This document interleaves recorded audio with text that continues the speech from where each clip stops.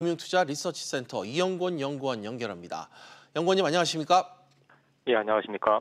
네, 먼저 오늘 우리 증시 마감 분위기 어땠는지부터 알려주시죠. 예, 오늘 국내 증시는 0.88포인트 소폭 하락하면서 2129포인트를 기록했습니다. 미중 무역 분쟁 완화 기대와 주말 동안 있었던 북미 정상회담 소식에 힘입어서 주식시장은 16포인트가 오르면서 강세 출발을 했지만 부진한 지표와 일본의 수출 규제 등이 악재로 작용하면서 오후 들어 시장은 상승폭을 반납했습니다.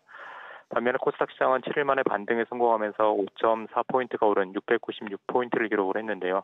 낙폭과대 인식 속에 저가 매수가 유입되면서 소폭 반등하는 데 성공하는 모습을 보였습니다. 업종별로는 섬유유복과 의약품 업종이 1%대 상승을 했고 시가총액 상위 종목 중에서는 삼성전자와 현대모비스 등이 소폭 하락했지만 포스코가 3%대의 상승을 기록을 했습니다. 네, 중국과 일본 등 아시아 증시 상황도 전해주시죠. 예, 아시아 증시도 좋은 모습을 보였습니다. 일본 증시가 2% 이상 오르면서 니케이 지수가 21,729포인트를 기록을 했고요. 특히 중국 상해종합 지수는 G20 회담으로 인해서 무역 분쟁이 완화될 것이다라는 기대감이 작용이 되면서 역시 2.22%가 올라서 3,000선 회복에 성공을 했습니다. 달러 환율은 4원 이상 오르면서 1,158.8원으로 마감을 했습니다. 네, 또 오늘자 관심 종목도 짚어주시죠. 네, 오늘 유한양행이 특징적인 움직임을 보였는데요. 장 개장 직전에 비알코올성 지방간염 치료제 후보 물질에 대해서 기술 수출 계약을 체결한다는 공시를 냈습니다. 총액으로 8억 7천만 달러, 우리나라 돈으로 약 1조 원 규모의 그런 큰 돈이 되겠는데요. 제약바이오 기업의 기술 수출 규모 가운데서 역대 네 번째 규모입니다. 주가는 장중에 9% 이상 상승하기도 했지만 마감은 플러스 2.86%로 마감을 했습니다. 네, 또 마지막으로 내일 투자자들 어떤 점 유념해야 할까요? 지난 주말 G20 회의 이후에 무역 분쟁 실마리가 조금씩 풀려나가고 있습니다. 기대감이 많이 큰 상황이지만 주식시장에 이미 기대감이 일부 좀 선반영된 측면도 있고요. 따라서 오늘은 경계성 차익 매물이 좀 출회가 된 것으로 보여집니다. 당분간 매물 소화 과정 확인이 필요할 것으로 보여집니다. 코스닥의 제약바이오주들은 단기 낙폭이 좀 과도하지만 의미 있는 반등을 위해서는 아직까지 좀 투자 심리와 수급이 개선이 돼야 될 것으로 보여집니다. 제약바이오주들 우량주 옥석 가리기가 진행이 될 것으로 보여지기 때문에 기술 경쟁력 있는 낙폭과대 업체들은 계속 관심을 가지고 지켜봐야 될 것으로 보여집니다. 네, 연구원님 오늘 말씀 감사합니다. 감사합니다. 다음 소식입니다. 일본의 수출 제재 조치에 대해 우리 정부가 WTO 제소 등 강경 대응 방침을 밝혔습니다. 취재기자 연결합니다. 서주영 기자. 네, 서주연입니다. 정부가 공식 입장을 밝혔다고요? 네, 그렇습니다. 성은모 산업통상자원부 장관은 오늘 오후 관련 대책회의를 열고 일본의 제재에 강경 대응하겠다고 밝혔습니다. 성 장관은 향후 WTO 제소를 비롯해서 국제법과 국내법에 의거해 필요한 대응 조치를 취해 나갈 것이라고 밝혔습니다. 또 수출 제한 조치는 WTO 협정상 원칙적으로 금지될 뿐만 아니라 지난주 일본이 의장국으로서 개최한 G20 정상회의의 합의 정신과도 정면으로 배치된다고 지적했습니다. 성 장관은 또 그간 업계와 함께 일본의 일방적인 조치에 대비해서 수입선 다변화, 국내 생산 설비 확충, 국산화 개발 등을 추진해왔다고 덧붙였습니다. 네, 일본의 수출 금지 조치 구체적으로 어떤 내용입니까? 네, 일본 경제산업성은 오늘 우리나라에 대한 수출 관리 규정을 개정했습니다. 스마트폰과 TV 등에 사용되는 반도체 등 제조 과정에 필요한 세계 품목의 수출 규제를 강화한다고 발표했습니다. 일본 경제산업성은 양국 간 신뢰관계가 현저히 훼손됐기 때문이라고 밝혔습니다. 교도통신은 징용배상 판결 문제를 놓고 일본 정부가 한국의 해결 방안을 제시해달라고 요구했지만 사태가 진전되지 않자 강경 조치를 단행한 것이라고 분석했습니다. 네, 지금 우리 기업들의 우려도 상당히 큰 모습이죠? 네, 재계는 일본 정부의 조치로 양국의 협력적 경제 관계가 훼손될 수 있다고 우려하면서 양국 정부가 조속히 갈등 봉합에 나설 것을 촉구했습니다. 대한상고회에서는 기업들은 양국 관계 악화가 중장기적으로 우리 경제에 부정적인 영향을 끼칠 것을 우려하고 있다고 밝혔습니다. SBS CNBC 서주연입니다. 우리나라의 수출이 7개월 연속 감소했습니다. 미중 무역 분쟁이 장기화되고 반도체 수출 부진이 이어진 데 따른 결과인데요. 취재기자 연결해 자세한 내용 들어보겠습니다. 강상 기자, 지난달에도 수출이 부진을 지속했다고요? 산업통상자원부는 지난달 수출액이 441억 8천만 달러로 집계됐다고 밝혔습니다. 지난해 같은 달보다 13.5% 줄어든 금액인데요.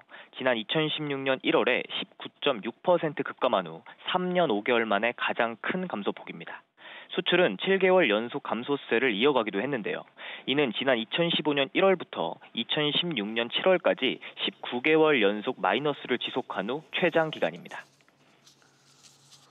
네, 강 기자, 수출이 부진했던 이유는 무엇입니까? 우선 미중 무역 갈등이 길어지면서 세계 교역이 줄어든 영향이 컸던 것으로 보입니다. 특히 대중국 수출은 24.1% 줄어들며 지난 2009년 5월에 25.6% 떨어진 후 가장 큰 감소폭을 나타냈습니다. 또 반도체와 석유화학 등의 업종에서 세계적인 업황 부진으로 수출 단가가 떨어진 것도 배경입니다. 이에 따라 반도체와 석유화학의 수출액은 25%가량 급감했습니다. 이런 가운데 상반기 전체 수출액도 1년 전보다 8.5% 감소한 2,700여억 달러로 나타나 부진한 모습을 보였습니다. 수출 부진이 길어지면서 정부도 대책 마련에 나섰다고요? 네, 산업통상자원부는 수출 기업의 자금 조달을 돕기 위해 하반기 무역금융에 모두 119조 원을 공급하기로 했습니다. 특히 3분기에만 70조 원을 집중 지원할 예정인데요. 또 신남방과 신북방 지역을 중심으로 진행되고 있는 이 106억 달러 규모의 프로젝트에 대한 금융 지원도 추진됩니다. 이와 함께 산업부는 수출 시장 다변화를 위해 이달 안에 수출 시장 구조 혁신 방안을 발표할 계획입니다. 지금까지 SBS CNBC 강산입니다. 대한상공회의소가 정부의 기술 투자 세제 지원 확대를 건의했습니다. 어떤 요구안들이 담겨 있는지 취재기자 연결해 들어보겠습니다. 윤성훈 기자, 대한상의가 조세제도 개선을 건의했다고요? 어떤 내용입니까? 네, 대한상의는 조세제도 개선 과제 94건의 내용을 담은 건의문을 정부와 국회에 제출했습니다. 건의문에는 신성장 시설 투자에 대한 세제 지원 요건 완화, 신성장 연구개발 R&D 인정 범위 확대 등의 내용이 포함됐습니다. 대한상의 관계자는 기업 투자 활성화를 위한 전향적인 세제 지원 정책이 필요하다고 밝혔습니다. 구체적으로 어느 정도 세제 지원을 건의했습니까? 정부는 기업이 현재 신성장 기술과 관련한 시설에 투자할 경우 투자액의 5에서 10%의 세액을 공제받을 수 있도록 하고 있습니다. 그런데 세액 공제 이후 고용 인원을 2년 동안 유지해야 하는 등의 조건이 까다로워 현실적으로 지원받기가 어렵다는 게 대한상의의 지적입니다. 상의는 전체 R&D 대비 신성장 R&D 비율 요건을 10%에서 3%로 완화해 줄 것을 요구하고 있습니다. 상의의 요구대로 완화하면 그만큼 지원을 받을 수 있는 기업이 늘어나는 효과가 생길 것으로 예상됩니다. 윤 기자, 신성장 분야뿐만 아니라 이 일반 R&D 투자에 대한 세제 지원도 확대해 줄 것을 요구했다면서요? 지난해 한국의 일반 R&D 투자에 대한 세액 공제율은 대기업 기준 0에서 2%인데요. 2013년에 최대 6%였던 것과 비교하면 5년 새에 3분의 1 수준으로 떨어진 겁니다. 상의는 이 때문에 기업들의 시설 투자 확대 유인이 떨어졌다며 과거 수준으로 늘려줄 것을 요구했습니다. SBS CNBC 윤성훈입니다. 서울시가 운전면허를 자진 반납하는 고령 운전자들에게 교통카드를 지원해주는 사업을 올해 하반기부터 시작하는데요. 5월까지 면허 반납 실적이 예상을 뛰어넘으면서 당초 계획보다 지원 대상을 대폭 늘리기로 결정했습니다.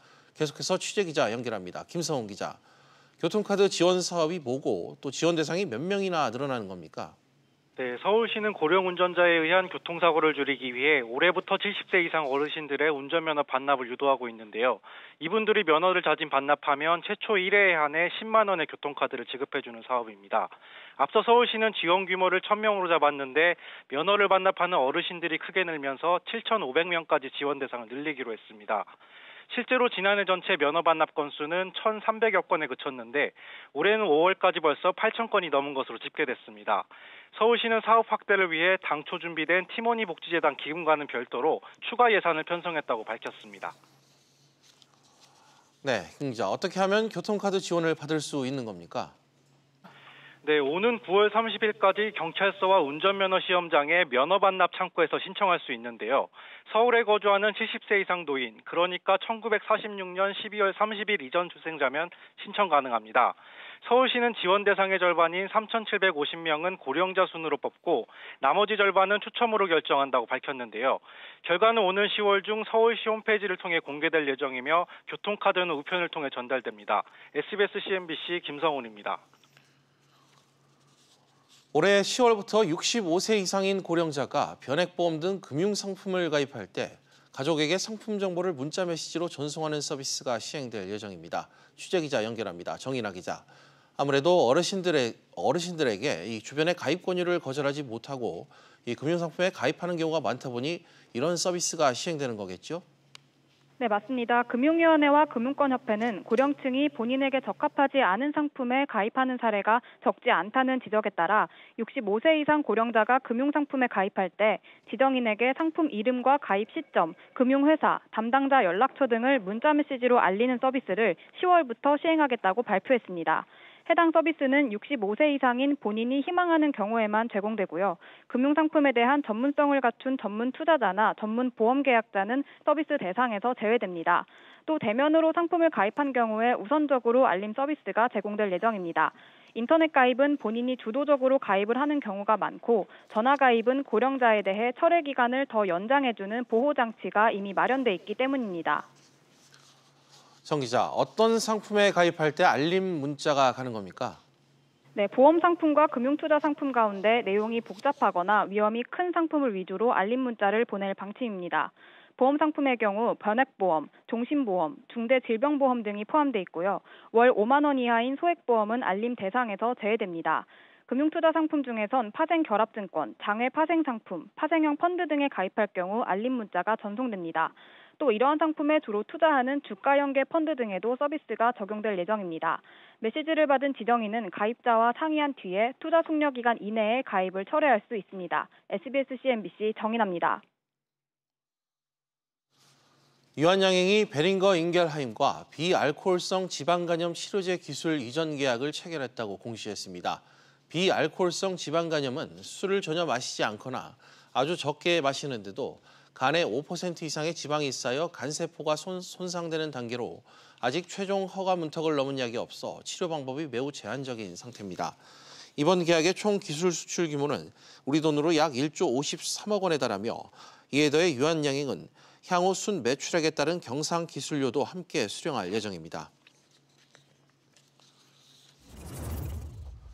해양교통안전 업무를 전담하는 한국해양교통안전공단이 출범했습니다. 기존의 선박안전기술공단을 확대 개편한 해양교통안전공단은 선박검사와 여객선 안전관리 업무, 해양교통환경 분석과 대책 수립 등을 담당합니다.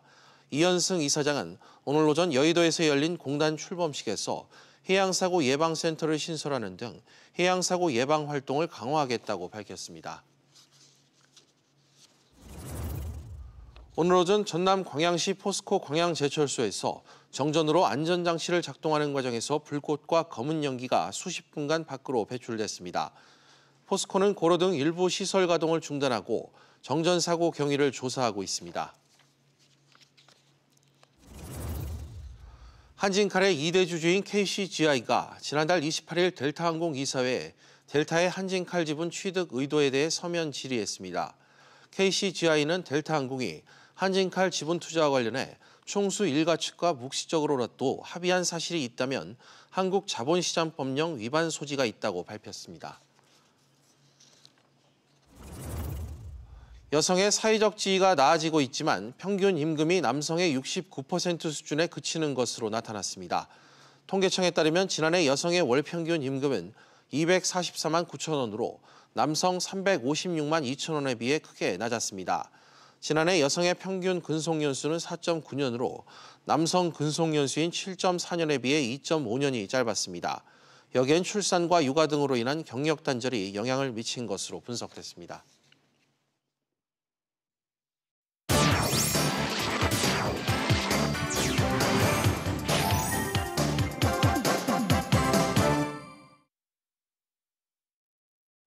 주요 이슈를 체크해보는 시간, 이슈 체크 오늘입니다. 그럼 바로 첫 번째 이슈부터 만나보도록 하겠습니다. 화면 보시죠. 전기요금 누진제 완화, 한전 손실 대책 있나? 여름철 주택용 전기요금 누진제 완화로 이 소비자들은 전기요금 할인을 받게 됩니다. 그러나 한국전력공사가 3천억 원가량의 비용을 떠안게 됐는데요. 산업부 오정인 기자와 짚어보도록 하겠습니다. 오 기자, 오늘부터 누진제 개편안이 적용되는데 어떻게 바뀌는 건가요? 네, 이번 개편안이 시행되면 7, 8월 여름철에 한해 누진 구간이 확대되면서 소비자들은 전기요금을 할인받게 됩니다. 누진 1단계 구간은 기존 0에서 200kW시에서 0에서 300kW시로, 누진 2단계 구간은 기존 201에서 400kW시에서 301에서 450kW시로 상향됐는데요. 여름철 전국 1,629만 가구의 전기요금이 월 평균 10,000원가량 낮아질 것으로 추정됩니다. 네, 오 기자, 이렇게 전기요금이 낮아지는 것도 상당히 좋은 일이지만 할인 금액을 결국 누군가는 부담을 해야 되는 문제잖아요. 누가 부담하게 될까요? 네, 소비자들은 전기요금 할인 혜택을 받게 되는데 이 부담은 고스란히 한전이 떠안게 됩니다. 예. 누진제 개편안이 시행되면서 한전이 연간 부담해야 할 비용은 3천억 원에 달할 것으로 추산됩니다. 지난해 한전의 영업이익 적자는 2,080억 원으로 나타났는데요. 2017년 영업이익이 4조 원대, 2016년 영업이익이 12조 원대였던 과는 대조적입니다. 특히 지난 1분기 손실 규모만 6,298억여 원의 적자가 더 심화될 것이란 분석입니다. 네, 전기료 인상 가능성도 나오던데 이 정부 입장은 어떻습니까? 네, 한전은 손실 보전을 최소화하기 위해 필수 사용 공제 제도를 폐지하거나 수정 보완하는 방안을 정부에 제시했습니다. 필수 사용 공제 제도는 소득과 무관하게 한 달 전기 사용량이 200kWh 이하인 가구에 4,000원 한도로 요금을 깎아주는 제도인데요. 정부는 보편적 복지 차원에서 필수 사용 공제 제도 폐지에 대해서 반대하는 입장이었습니다. 한전은 또 소비자들이 다양한 요금제를 선택할 수 있는 선택적 전기요금제를 도입하자는 방안도 제시했는데요. 아직까지 정부는 구체적인 재정 지원책은 내놓지 않은 상황입니다. 예. 정부는 한전이 오는 11월 30일까지 위 내용을 포함한 전기요금 개편안을 마련하면 지원책을 구체화하겠다는 입장입니다. 전문가들은 누진제 완화에 따른 전기요금 인상 가능성에 대해선 다양한 반응을 내놨는데요. 전문가 의견 들어보시겠습니다. 한전 부담은 많아지고, 그러니까 이제 한전 부담을 갖다가 정부에서 어떻게 해결해 주지 않으면은 또 다른 방식으로라도 또 인상을 해야 될 거 아니에요. 그러니까 이제 좀 산업체에서도 산업용 전기값이 올라갈까 걱정하는 거고요, 그죠? 한전이 손실이 얼마나 할지는 이제 3분기가 지나가 보면 나타나겠죠. 현재로서는 뭐 다 추정이니까 필수 사용 공제량을 이렇게 완화해 주는 정책하고 연결을 하면 한전의 손실은 다 이렇게 막아질 수 있다고 이렇게 보거든요. 네, 오 기자 잘 들었습니다. 그럼 다음 이슈로 넘어가 보겠습니다. 두 번째 이슈입니다. 하반기 달라지는 부동산 제도.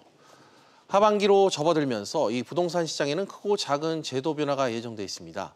주목할 만한 이슈들과 달라지는 것들을 김한진 기자와 자세히 짚어보도록 하겠습니다. 김 기자, 네. 먼저 아파트 청약 시스템의 변화가 있을 예정이라고요? 네, 청약 자격이 안 되는데도 이를 모르고 신청했다가 나중에 부적격 처리되는 것을 막기 위해 사전 검증 시스템이 도입이 되는데요.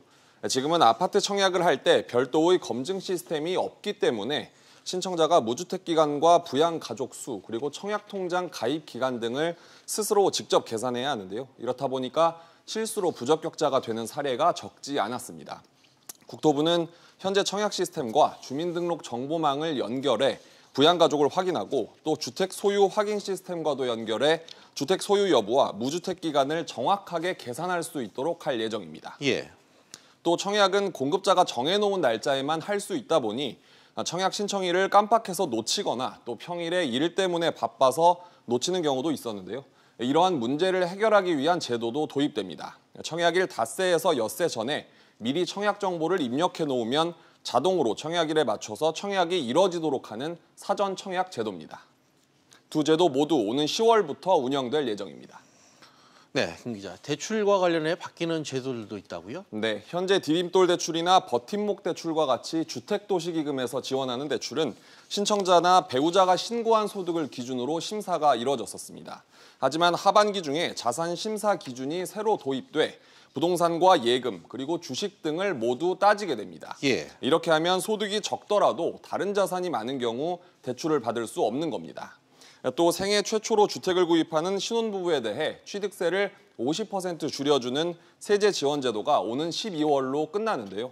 신혼부부의 주거 안정을 위해 이 일몰 기간을 3년까지 더 늘리는 법안이 제출돼 연장 가능성이 아직 남아있는 상황입니다. 네, 임대주택 비율도 늘어난다고 하는데 비율이 얼마나 됩니까? 네, 재개발을 추진할 경우 일정 비율의 임대주택을 의무적으로 지어야 하는데요. 현재 이 비율은 지방자치단체 조례로 정합니다. 정부는 하반기 중 시행령을 고쳐서 이 비율을 서울과 수도권의 경우 기존 최소 5%에서 최대 30%까지 늘릴 예정입니다. 예, 지방 부동산에 좀 영향을 줄 수 있을 만한 여러 정책도 좀 나왔다고 하던데 개발 계획도 좀 소개해 주시죠. 네, 우선 이달 말 개통하는 김포 도시철도가 눈에 띕니다. 예. 김포 한강신도시와 김포 원도심, 그리고 김포 공항역을 잇는 노선으로 10개 정거장과 1개 차량기지가 들어서는데요. 김포공항역에서 서울지하철 5호선과 9호선, 그리고 공항철도와 환승이 가능합니다. 또 서울 강남구 삼성동 일대에 들어서는 현대자동차 그룹의 글로벌 비즈니스 센터 착공도 눈에 띄는데요. 105층 초고층 빌딩에 관광 숙박과 전시 컨벤션 시설, 그리고 공연장 등을 갖출 계획입니다. 네, 김 기자 잘 들었습니다. 네, 그럼 이제 마지막 이슈 짚어보도록 하겠습니다. 화면 보시죠. 키코 분쟁 결론 임박, 배상 전망은? 2008년 금융위기 당시 이 수출업체들이 환율 상품에 가입했다 줄 도산했던 키코 사태 기억하십니까? 대법원이 은행 손을 들어주면서 일단락 되는 듯 했는데 금감원이 10년 만에 재조사를 결정하면서 이 키코 사태가 다시 논란의 중심에 섰습니다. 10년 만에 부활한 이 키코 논란 쟁점은 무엇인지 손석우 기자와 짚어보도록 하겠습니다. 손 기자, 네. 우선 키코 이 사태부터 좀 짚어주시죠. 이게 은행에서 판 환율 관련 상품에 수출 기업이 가입한 뒤에 뭐 피해를 본 이런 내용인 것 같은데 어떤 내용입니까? 네, 이제 키코 상품이라는 게 이제 은행들이 판매한 환율 관련된 상품을 말하는데요. 환율이 변동하는 것에 대비해서 일정 구간을 정해놓고 그 구간 안에서 손실을 보게 되면 이 손실을 은행들이 책임을 져주고 반대로 환율이 과도하게 급등하거나 급락하게 되면 업체가 떠안는 구조의 일종의 파생 상품이라고 볼 수 있겠습니다. 예를 들어서 수출업체는 원달러 환율의 상한을 1,200원에 하한을 1,000원으로 설정했다고 저희가 가정을 한번 해보겠는데요. 화면을 통해서 또 설명을 해드리겠습니다. 그리고 1,100원에 만 달러를 약정 금액으로 은행과 계약을 체결하는 지금 화면에서 보시는 것처럼 키코 상품에 계약을 했다고 가정을 해보면요. 환율이 1,000원과 1,200원 사이에서 움직인다면, 즉 상한과 하한 정한 범위 내에서 움직인다면 환율 변동으로 발생하는 피해 금액을 보시는 것처럼 줄일 수도 있고요. 환율 차익을 또 볼 수도 있습니다. 하지만 1,000원 아래로 아예 떨어져 버리거나 1,200원 위로 급등해 버린다면 그 피해 금액을 업체가 떠안아야 되는 그런 구조입니다. 물론 이런 일이 흔치는 않습니다. 평시라면 당연히 1,000원에서 1,200원 사이로 움직일 가능성이 높지만 당시 금융위기가 발생을 했죠. 원달러 환율이 급등을 하면서 이렇게 발생한 한 손실을 업체들이 전부 은행에 물어줘야 하는 그런 상황이 발생하게 됐고요. 당시 738개 기업이 3조 원대 손실을 본 것으로 추정되고 있습니다. 네, 그런데 이 기업들 입장에선 당시 상당히 좀 억울할 것 같은데 대법원에서 은행들이 잘못이 없다 이런 판결을 내린 것으로 알고 있는데 어떻습니까? 네, 당시 이제 키코 사태로 수출업체들이 줄도산 위기에 내몰렸거든요. 이러면서 은행들에 대한 비난 여론이 쏟아졌고요. 은행들을 상대로 당일 소송전이 벌어지기도 했습니다. 하지만 지난 2013년이었는데 대법원이 키코 상품에 관해서 이 상품 자체가 불공정하다거나 사기성을 인정할 수 없다 이렇게 인정하지 않으면서 사실상 은행들의 손을 들어주는 그런 판결을 내렸습니다. 은행들의 불안전 판매 혐의 일부에 대해서만 배상 판결이 내려졌었는데요.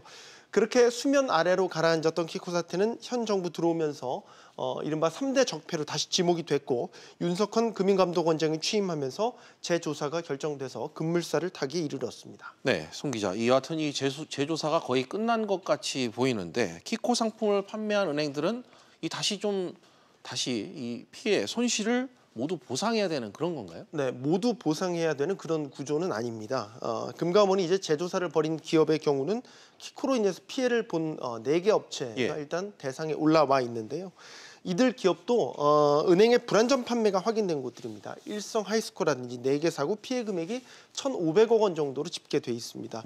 이 돈을 모두 배상하는 게 아니고요. 불안전 판매 한해서만 한정해서 심의를 하고 피해 금액의 대략 20에서 30% 정도를 배상할 것이라고 권고하는 안이 나올 것이 유력한 상황입니다.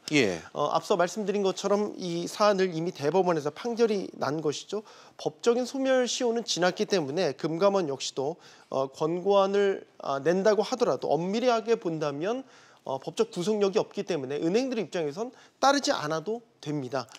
만약 권고안을 받아들일 경우에는 비슷한 유사 사례가 수백 건 달할 수 있기 때문에 은행으로서는 또 이 배상 금액이 조 단위로 불어날 수 있는 그런 상황에 직면할 수 있는 것이고요. 하지만 또 은행들 입장에선 당국의 권고안을 무시할 수 없다는 점 때문에 이러지도 저러지도 못하고 현재로서는 은행의 고민이 큰 게 현실입니다. 송 기자 수고했습니다. 네, 비즈플러스 계속해서 오후 토론으로 이어가 보겠습니다. 오후 토론은 이 시청자 여러분들도 유료 문자 100원으로 의견 보내주시면 실시간으로 토론에 참여하실 수 있습니다. 샵 3698번으로 많은 참여 부탁드리겠습니다.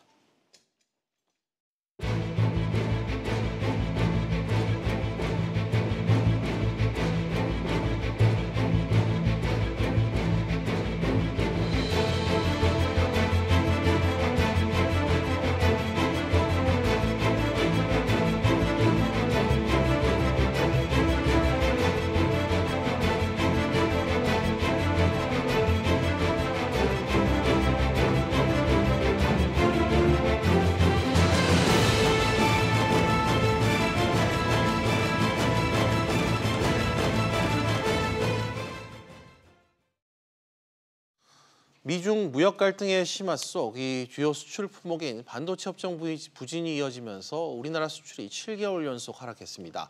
하반기 반등도 어렵다는 관측이 나오는 가운데 일본 정부가 반도체 소재 등 이 한국의 주력 산업의 수출 규제를 강화하기로 밝혀 이 관련 업계에 적지 않은 타격이 지금 예상되고 있습니다. 관련 내용과 관련해 이 두 분과 이야기 나눠볼 텐데요. 윤창현 서울시립대 경영학부 교수, 최양호 한국외대 경제학과 교수 나오셨습니다.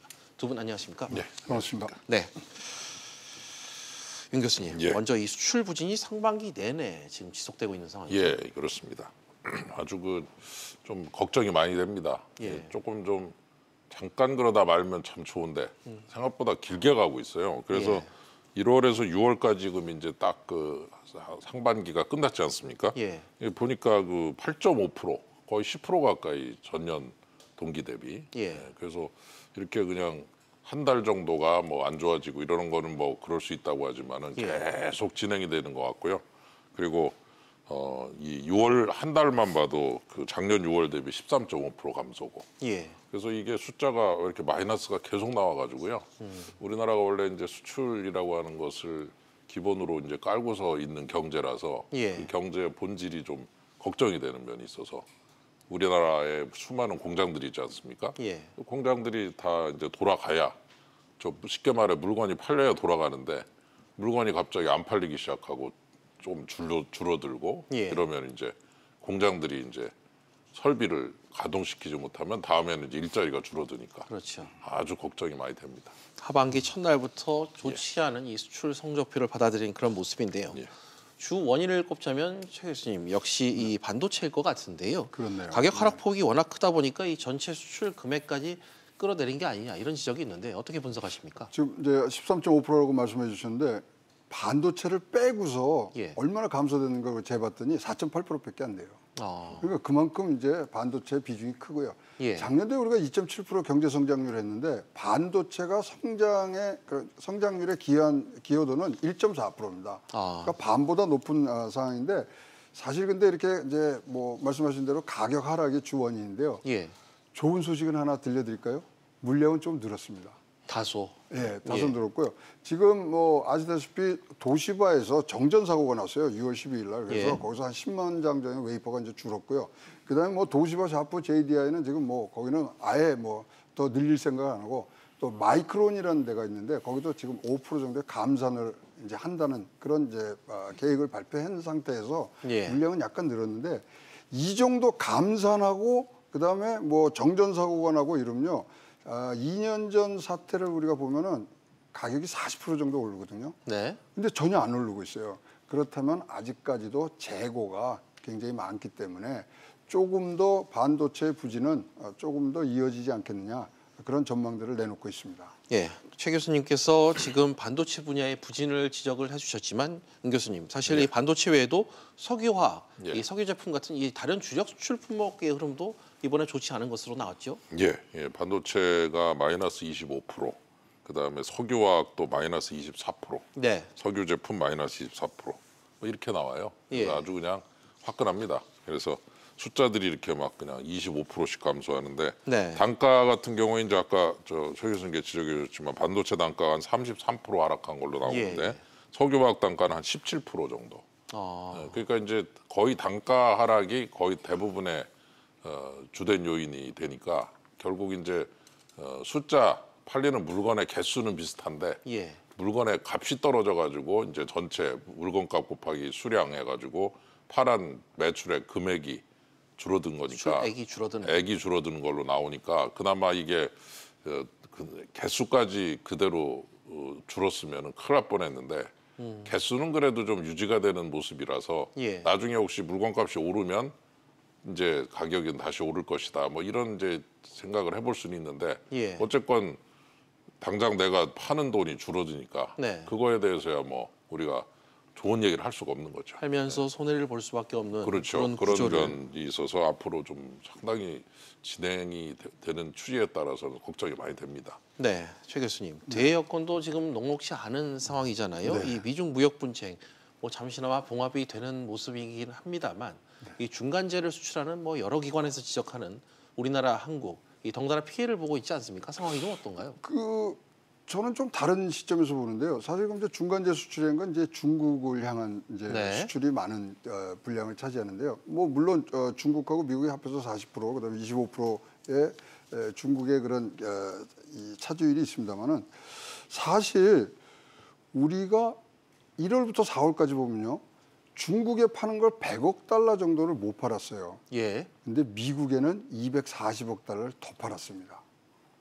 이게요. 그래서 저는 지금 뭐 합리적 의심을 하기 시작한 게 과연 이게 미중 무역 전쟁 탓이냐, 그걸로만 돌려야 되느냐, 이거에 대해서 좀 의문이 있고요. 사실 이제 완성재라든가 최종재에 대한 수요가 미국에서 증가가 되면은 우리도 여기서 빨리 벗어날 수 있는 부분이 있다고 봐집니다. 물론 반도체라는 게 경기를 항상 주기를 타는 그런 산업이다 보니까 지금 그런 것이 겹쳐서 그러지만 절대로 미중 무역 전쟁에 전적으로 우리가 원인을 굳히면 안 되고요. 그러는 와중에 우리 수출 는 것들도 많아요. 자동차요. 7년 만에 최고로 많이 늘었습니다. 바이오헬스 많이 늘었습니다. 선박 많이 늘었습니다. 그래서 현재 지금 이 우리 뭐 전체를 아우르고 정책을 만드시는 분들이 이 미중 무역 전쟁에 몰입이 돼서 그쪽만 보시지 말고 어떻게 하면 다변화할 건가. 물론 중국과 이런 데 아세안 쪽에는 수출이 줄었습니다만은 중남미하고 CIS 쪽에는 또 굉장히 많이 늘고 있습니다. 그래서 답들을 아시거든요. 그래서 뭐 이런 것들이 잘 조화롭게 갈 수 있는 방향들이 좀 나왔으면 하는 바람이 더 큽니다. 아무래도 기존 우리 경제 구조에서 잘하는 부분이 줄었기 때문에 이런 우려가 있겠지만 또 다른 측면에서 늘어나는 부분도 있다. 이런 부분을 좀 지적을 하신 것 같습니다. 임 교수님, 문제는 앞으로의 수출 전망이 여전히 불투명하다는 데 있을 것 같은데요. 반도체 단가 하락 하반기에도 개선될 가능성은 좀 없는 건가요? 글쎄 그 반도체도 저 한 올해 초쯤부터 벌써 떨어진다 소리 뭐 지난해부터 나왔었는데 사실 제가 그 전망치라고 하는 것이 참 무의미하다는 생각도 드는 게 분명히 7월 1일부터 오른다고 하는 데도 있었어요. 제일 빠른 데는. 당시에는요. 상반기에 부진하고 하반기부터. 근데 지금은 뭐 반도체 메모리 반도체 거의 50% 하락했고, 예. 그다음에 낸드 플래시가 지금 바닥을 친 것 같다는, 더 이상 안 떨어지고 그런 얘기도 있는데 도대체 이게 언제 이게 다시 올라가기 시작할지, 다운턴을 할 시점에. 예. 그래서 한번 이렇게 자꾸 틀려대니까 누가 예. 뭐 얘기를 해도 믿을 수가 없어요 말이죠. 그래서 올라가야 올라가는구나라고 한번 믿을 수밖에 없다면 저는 생각보다 좀 길어질 것 같아요. 그래서 이게 이 정도로 틀리기 시작하면 이제 조금 오래 간다는 의미가 되거든요. 예. 그래서 제가 볼 때 뭐 한 내년은 돼야 좀 나아지지 않을까라는 그런 조심스러운 전망을 해봅니다. 그렇다면 이 반도체에 편중된 우리 경제 예. 구조상 단가 하락세가 계속된다면 수출 역시 나아지지 않겠다. 뭐 이런 전망을 결국 할 수 있는 올해는 좀 거겠죠? 상당히 힘든 한 해가 될 가능성이 높다 이렇게 볼 수가 있겠죠. 알겠습니다. 최 교수님, 또 하나 여쭙겠습니다. 물론 이번 이 G20에서 지난 주말 열렸던 이 미중 정상이 만나 대화를 재개하긴 했습니다만 아직까지는 협상 타결까지 불확실한 이 경제적 환경이 놓여 있는 건 그렇죠. 맞는 거죠? 임시 봉합했다는 말이 맞을 것 같습니다. 예. 그래서 임시 봉합적으로 하고 이제 협상을 재개한다 그랬는데 뭐가 하나 빠졌어요. 부에노스아이레스에 작년도에 G20을 했을 때는 90일간 협상을 한다 그랬는데 이번에는 협상 기간이 없지 않습니까? 예. 그러면 이거는 무기한으로 늘어날 수도 있고 또 이것이 어떤 방향으로 갈지를 모르기 때문에 임시 봉합이지만 시장에서는 그래도 최상의 결론이다. 예. 지금 경제적 관계, 특히 이 법제화라든가 그다음에 이 뭐 중국의 어떤 사회 경제주의의 어떤 변화, 이런 근본적인 변화를 원하는 그런 내용으로 봤을 때 예. 협상 타결이 뭐 불확실한다는 것은 정확한 말씀이고요. 예. 이것이 이제 상수냐 변수냐의 문제에서 네. 이제 상수로 간다고 좀 우리가 예측을 하는 것이 훨씬 더 시장을 잘 보는 그러한 느낌을 가질 수 있다고 생각을 합니다. 미중 무역 분쟁이 뭐 일시적인 외적 충격이 아니라 상시적 불안 요인으로 좀 안고 가는 그렇습니다. 그런 구조적 분석이 필요한 시점이다 지적을 해주셨고요. 임 교수님, 이런저런 이 상황 탓에 국내 연구기관들이 수출 회복 시점을 줄줄이 지금 지연시키고 있습니다. 예. 앞서도 말씀하셨던 예. 반도체 사례도 그렇고 예. 하반기에도 부진한 흐름이 좀 이어질 것 같은데 좀 전문기관들도 그렇고 교수님께서는 개인적으로 좀 어떻게 판단을 하고 계신가요? 예, 저도 뭐 비슷한 생각을 하고 있습니다. 아까 최 교수님께서 이제 G20 정상회담 얘기를 하셨는데 예. 거기에 보면 끝날 때 이제 공동 성명이라는 걸 발표하는데 네. 제가 한번 런던에서 이제 영국에서 개최될 때 한번 런던이 아니고 이제 맨체스터 다른 지방 도시였는데 갑자기 예. 생각이 안 나 죄송합니다. 그래서 거기에서 개최됐을 때 가보니까 공동 성명을 실무진들이 굉장히 신경을 써서 만들더라고요. 예. 예. 그래서 공동 성명이라는 것이 그 회의에 말하자면 결과물.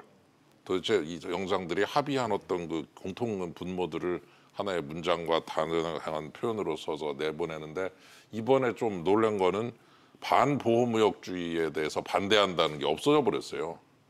그러니까 쉽게 말해서 보호무역주의 그냥 하자라고 하는 쪽으로 이렇게 슬쩍 눈구렁이 넘어가듯이. 예. 그래서 제가 굉장히 놀란 거는 항상 G20 처음 만들어질 때부터 금융위기 이후에 만들어져서 지금까지 진행되면서 예. 그때마다 공동성명에서 보호무역주의는 배제하자, 자유롭게 그리고 예. 어떤 무역 장벽을 줄이자, 적어도 느리지 말자 이런 얘기 계속했는데 이번엔 그런 게 슥 빠져버렸어요. 역시 미국이 세구나.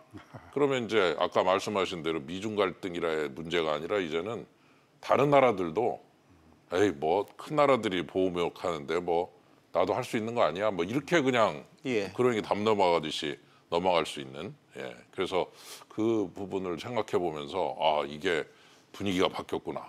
이런 말 하나가 굉장히 중요하다고 보거든요. 예. 그래서 그런 강대국들, 선진국들이 보호무역에 대해서 이제는 반대하는 입장을 철회해 버렸다는 건 누가 어느 때 보호무역적인 조치를 해도 예. 그건 뭐 다들 하는데 뭐 하면서 그냥 넘어가 버리면은 우리나라 같은 나라들이 야 보호무역 하면 안 돼 이렇게 얘기를 해도 별로 힘이 들어가질 않는 거죠. 그래서 그런 면에서 상당히 좀 우려되는 바가 있고 이런 흐름을 빨리 좀 되돌려서 좀 그래도 G20 정상회담 자체가 만들어진 그 취지 그거를 좀 살릴 수 있으면 좋겠다. 그리고 글로벌 위기가 왔을 때 그래도 처음에 정상들이 모여서 한 얘기가 좀 제발 보호무역 하지 말자.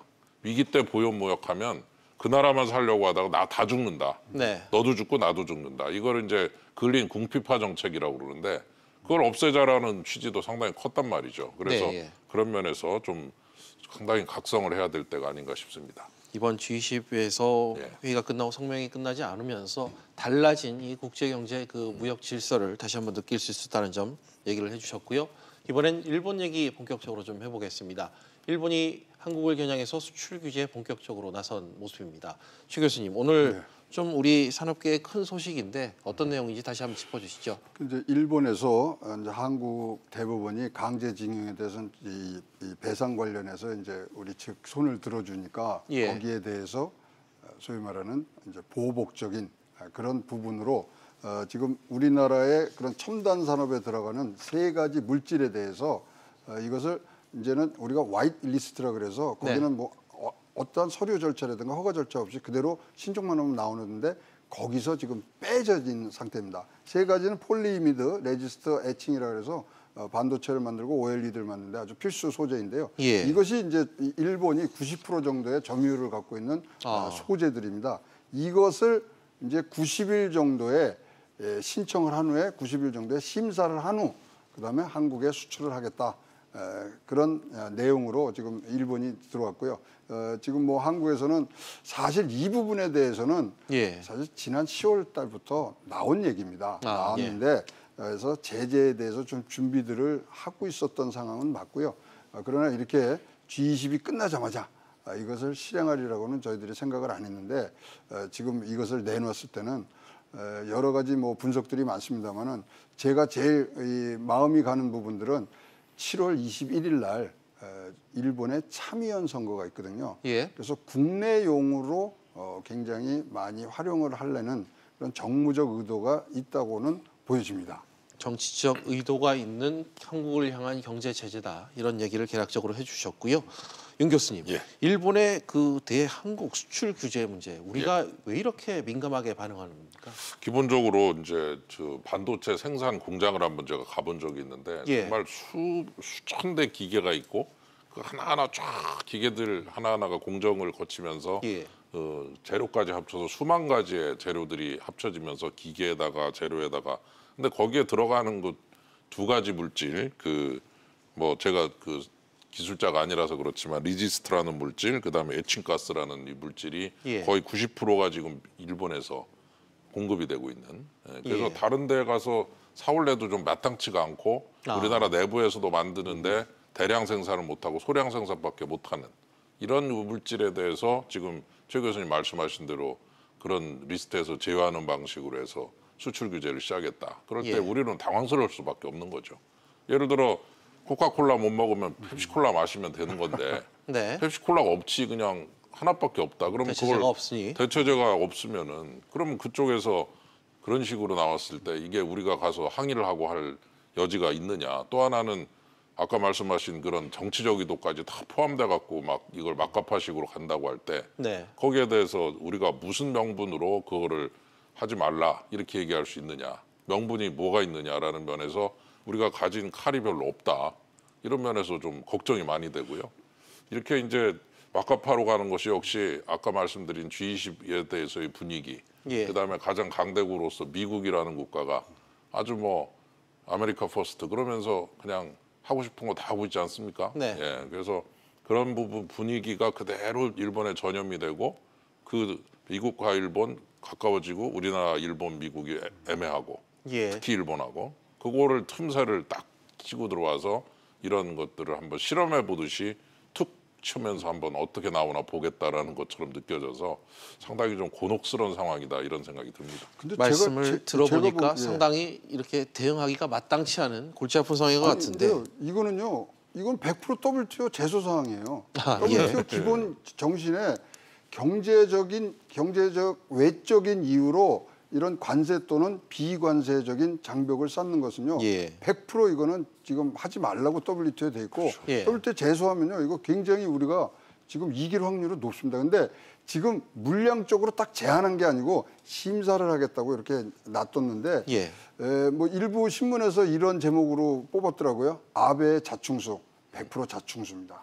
자기네 나라의 이런 거를 생산하는 이 기업들 있잖아요. 네. 우리나라 외에는 팔아먹을 데가 없습니다. 아, 반도체를 우리가 만들기 예, 때문에. 우리가 제일 많이 만들고요. 우리가 뭐 60% 이상을 만들기 때문에 예. 거기도 피해가 크고요. 아니면 대만에서 사줘야 되는데 대만에서도 지금 뭐 별로 사줄 생각이 없거든요. 그렇다면 피해는 자국의 기업에도 갈 수 있는 부분이 많아서 예. 이거는 자충수 중에 자충수고요. 지금 중국 네티즌들이 이거에 대해서 얘기한 게 있어요. 예. 형님이 못된 짓을 시작하니까 동생이 곧바로 따라했다. 미국이 그런 거라니까 일본이 따라했다. 이 말이 아주 이 말이 아주 딱 맞는 것 같습니다. 알겠습니다. 지금의 상황까지 이렇게 좀 빗대서 설명을 해주셨고요. 이대로 윤 교수님, 일본과 계속 대립각을 세우게 되면 아무래도 피해는 뭐 자충수란 얘기도 나왔지만 우리 물론 상대방도 마찬가지 아닐까요? 글쎄 서로 지금 상당히 좀 곤혹스럽고 실제로 그 우리나라 같은 경우는 사실 수출 수입 더해서 GDP로 나눈 게 지금 100% 조금 안 되는 85%. 네. 일본은 한 35%. 그러니까 수출 수입 합쳐서 그걸 대외 의존도라고도 이제 표현합니다만 한마디로 교역량과 GDP 대비 비율이 뭐 아주 압도적입니다. 예, 그래서 물론 아까 말씀하신 대로 일본도 피해를 입고 우리도 피해를 입겠지만 사실 우리 입장에서는 반도체가 또 제대로 된 원료까지 수입이 안 돼가지고 뭐 공장이 쓴다든가 예를 들어 아직 그런 것까지 겹치면 이제 뭐 거의 뭐 최악이죠. 예, 그래서 저는 뭐 이 문제가 이제 정치적으로나 다른 면으로 해결될 거라고 보이는데 다만 아까 최 교수님 얘기하신 WTO도 보면 지금 미국이 그 위원 그 선임을 갖다 지연시키면서 자꾸 WTO를 무력화시키고 있어요. 그래가지고 이 WTO 체제 자체를 좀 이렇게 약화시켜 버려가지고 이제 그 보호무역을 하는 데 있어서 갈림돌이 되는 부분을 좀 제껴놓겠다라는 생각을 많이 하고 있어서 이제 그런 것까지 포함해서 보면은 우리가 좀 많은 것들을 좀 고민해서 과거의 문제 뭐 다 지금 문제 다 균형 있게 봐야 될 것 같고 현재 또 우리 수출에 이렇게 또 커다란 걸림돌이 된다면 한번 대승적 차원에서 일본과 한번 대화 좀 나눠볼 수도 있지 않느냐. 우선은 또 우리도 먹고 살아야 되니까 거기도 힘들어지지만 그런 면에서 좀 균형 있는 명분과 실리를 동시에 추구하는 좀 좋은 그런 두 마리 토끼를 한꺼번에 잡았으면 하는 생각입니다. 정치적 문제가 얽혀 있다고 공개적으로 이미 밝힌 만큼 좀 대승적 해법이 나오지 않겠느냐 이런 얘기도 해주신 것 같습니다. 연관지어서 최 교수님, 이런 방침과 움직임이 우리나라를 향해서 계속된다면 일본이 어떤 식으로든 국제사회로부터 좀 비판의 메시지도 받을 것 같은데 어떻게 보세요? 근데 사실 일본이 갖고 있는 것은 기본적인 생각이 밑에 깔려 있는 게요. 경제적 정한론이라는 게 굉장히 그 뭐 소위 말하는 그 정책을 이끌고 가는 사람들 속에 있습니다. 경제적으로 한국을 정복해야 된다.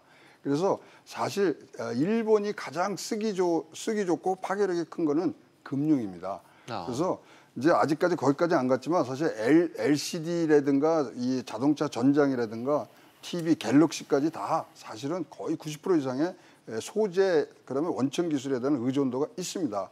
그러나 그런 부분들을 자기네들이 이 뭐 정치화하고 이런 외적인 문제로, 경제 외적인 문제로 다룬다는 것은 사실 옆집의 이웃인데 사실 경쟁자이면서도 굉장히 산업적으로 연관성이 많거든요.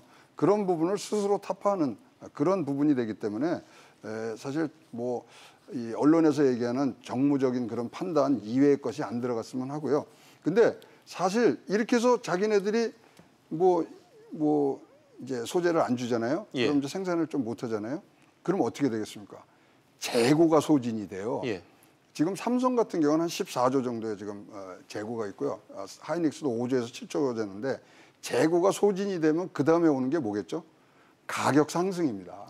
따라서 장기적으로 이거 버틸 수 있는 지속 가능한 문제는 아니에요. 그래서 재고를 이렇게 소진해주고 우리 뭐 조금 생산을 우리가 좀 뭐 완화하는 부분도 있지만 결국은 우리가 이길 수밖에 없는 게임인데 이런 것들을 진짜로 대놓고서 하는 이런 표현이 맞을지는 모릅니다만은 뭐 네티즌들 표현 중에 하나가 지저분하다는 얘기를 해요. 진짜 이것은 전공법이 아니고 좀 다른 방법이기 때문에 이제 생각을 좀 거두셔야죠.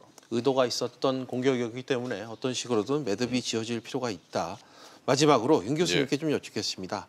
정부의 움직임, 대응 방향이 좀 상당히 궁금한데요. 어떤 카드를 좀 검토하고 있을지 궁금한데 한 말씀 부탁드립니다. 글쎄요, 뭐 제가 이제 당국 자는 아니지만 이제 뭐 곤혹스럽겠죠. 예. 외교적 문제와 그다음에 경제적 문제가 합쳐져 있고 보호무역주의가 지금 상당히 기승을 부리고 있는 상황도 있고. 예. 그래서 이제 그런 분위기 속에서 이제 이런 문제가 생길 때 이거를 대응하는 방법은 역시 저는 유연성이라고 생각을 합니다. 네. 너무 하나의 그 명분만을 가지고 접근하면은 부러지듯이 부러지니까 조금 유연한 접근을 하는 것이 좋지 않겠는가.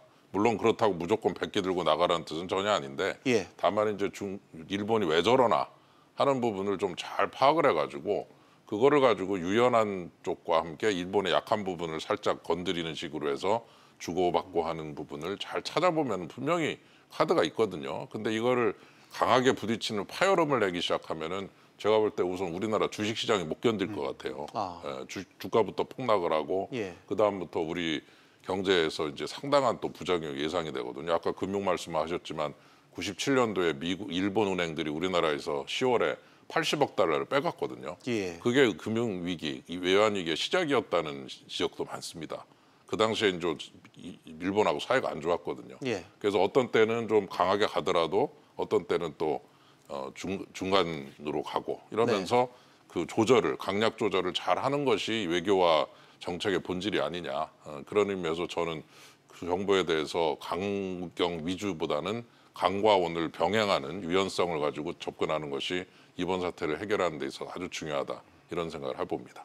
알겠습니다. 강대치는 경제적으로 파열음만 낼 뿐이다. 강온 조절이 필요하다. 이런 말씀해 주셨습니다. 오늘 말씀 두 분 여기까지 듣도록 하겠습니다. 감사합니다.